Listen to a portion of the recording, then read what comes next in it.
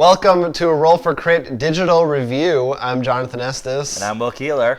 And today we're going to be looking at, for our first episode, the digital app of Splendor. That's right. Splendor, card game from Space Cowboys, in which you are trying to collect gems in order to build mines to get more gems to please nobles. You should look it up. It's a simple kind of casual game. We've done a full video of it. It was nominated for Spiel des Jahres. I don't think it won, but it was nominated. And so we're specifically just talking today about the app, how it translates. We played it on Android phones. I'm sure it's available on iPhones, tablets, all kinds of stuff. But we played the Android phone version. This has been out for a while. Yeah, this is not very new. So essentially, you have the game in there. It has a pass and play mode. It also has a challenge mode. No online, and since there are no expansions, there's no in-game purchases. It's just a one-time purchase of, I think it's $6 or $7, but we'll put that on the screen. I don't know, what do you think compared to the physical game? How did this translate to digital? It's very interesting because I feel it's almost filled two different voids. Because I played some of the challenge and mostly the solo against AIs. And what I found is, compared to whenever playing Splendor, it almost was like relaxing in the like I would have want on an app. Because when I usually play Splendor, we're sitting around the table and I'm looking. Maybe it's just because the AIs I had set, I just took whatever they gave me. And they do have different personalities you can set them for. Each one had a different one. I forget what the last three I just recently played. But when I'm playing mostly, I'm like in actual Splendor. I'm looking around the table and I'm seeing how everyone's going for those gold and how to almost screw over each other. Right. But in this, I was almost not paying attention. Almost maybe once or twice I paid attention to what other people were buying. Other than that, I was just like, I'll get this. It almost was just, I'm doing my thing. Right, you don't have to worry about real humans. Well, that's what I love about this app is really the challenge mode, which I think that's like the purest form of what we were saying. Because it has the Splendor in there. It's Splendor. It's perfectly acceptable. It does exactly what it needs to do. It's functional. Different AI, pass and play. This could be a plus or minus for whoever you are. One of the reasons I did not care is because unlike in a game, I just look at you, red, 2 white, blue, really clear.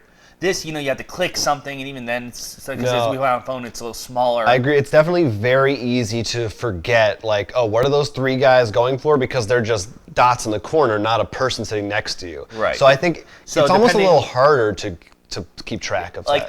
It's not like, oh my God, so hard, but because of the way it's designed, I think and I think that's fine. I don't know that there's a better way to do that, because you can't. At least there's only so much screen space. Yeah. Maybe on a tablet. Maybe. Oh, I think it's on Steam also. So maybe on the PC. But overall, I think it fits a different thing. One of the things that I do love about Splendor that this doesn't have, obviously, is the actual physical chips, so you can be click, click. That's true. But I still feel the reactions are good. The animations are good. They're effective. The cards fly back and forth. This definitely, I think, rewards if you like Splendor for more of I guess, for lack of a better term, the puzzle aspect.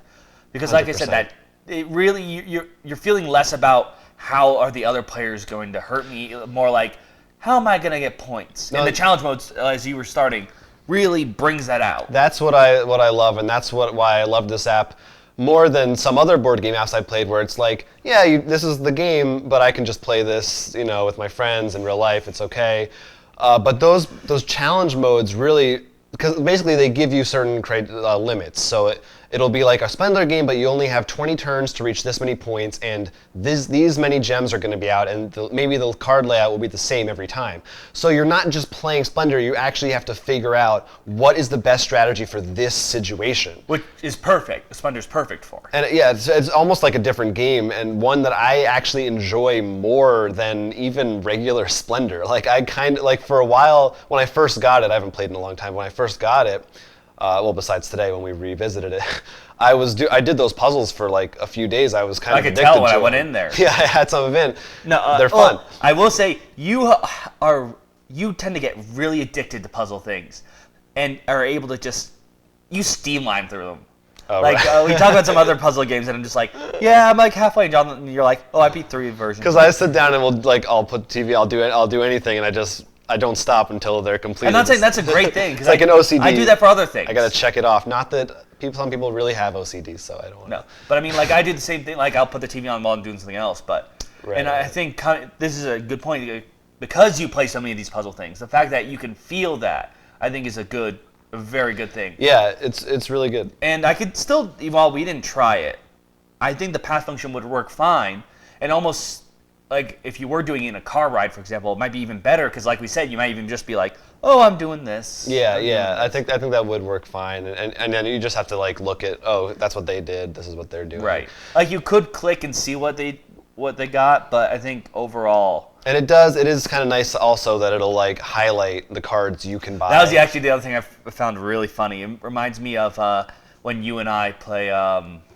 I think it's Hanafuda? Yeah, the Koi Yeah. game. In the 3DS, or it technically was a DS, but we used our 3DS's version, in which, because if we actually play that, we have no idea what we could capture. Right, it actually tells you all the things so you don't have to know the moves. So like that highlight thing is sort of a really, like even though I know I have 3 white, to see that, even when what's nice is, I don't know if you've noticed this, let's say it's my turn and I can't capture anything. I'll be like, okay, what 3 gems I can get? I'll get a white, and also I see 2 things light up. I'm like, oh. Right. Well, because that's almost part of the game when you're playing it in real life.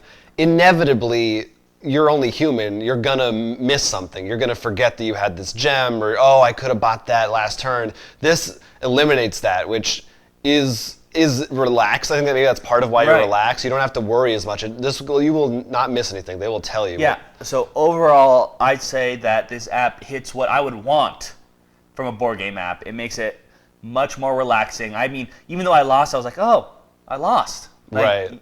It goes quicker, a lot quicker, so you're not as sitting there forever. It hits puzzles, which I think it gives that extra thing, like I'm not just buying Splendor. Right. Even if you have the base game, there's more to chew on here. And they've been adding stuff too. Like they just added these duels, which are kind of like another puzzle mode where you're like facing off against a historical figure, which there's also history lessons with the puzzles that are kind of weird that don't really mean anything, but they try to give it some flavor. So overall, a good price, especially I think if the price is what you did say. Yes. And assuming if it's on Steam, meaning you can probably get it for even cheaper. Yeah, it's a great buy if you're a fan of Splendor, or if you're not, a great way to try it out. And definitely something I would overall like. We mentioned car trip, but like if I was on a train or something. Yes, exactly. Definitely something that would. Just Airport, waste time with. Waiting in line or wherever. Let us know how you feel about the Splendor app, how you think it compares to the physical game. And maybe how it compares to other board game apps. Yes, anything you would like to add? I mean, online play would always be good. They should definitely add online Except, play. Of course... Or multiple phone play. Let's not forget the last time we played an online version of a board game. It can end badly. Yeah, it was bad. More on that, though, another day. You can leave a comment right here on YouTube or email us, rollforcrit@gmail.com. But for now, I'm Will Keeler. I'm Jonathan Estes, and this has been a Roll for Crit digital review.